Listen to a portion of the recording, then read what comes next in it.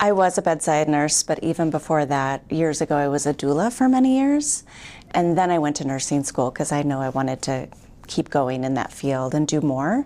Then I became a registered nurse, made it to OB, stayed there for a few years, and it just seemed like the obvious next step was to become a midwife. In the first visit, I like, it's all about getting their history, learning about them, making sure, knowing their medical issues or any social issues, just really getting to know them and establishing what their needs would be so I can best help them throughout their journey and with any resources or information, education, and then we kind of go from there. After the first visit, we see each other every 4 weeks until 28 weeks of pregnancy, and then we increase that to 2 weeks until 36 weeks, and then weekly until we meet the baby. I want them to get to know me as well because it's such an intimate visit, no matter what. So I like to take my time and just connect with them on a human level as well.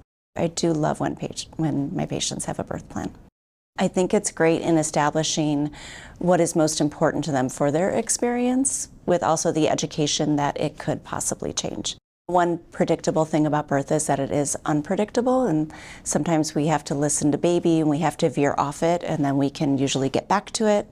Sometimes it just needs to look a little different and we can salvage as much of the original birth plan as we can. The connections I make, whether it's with my gynecological patients or my obstetric patients, just meeting all these different women and having them trust me and developing relationships, it's been, that to me is the most rewarding part, because no matter what they're there for, I want them to have a good experience and feel empowered by it, whether it's an annual visit with a PAP or the birth of their baby.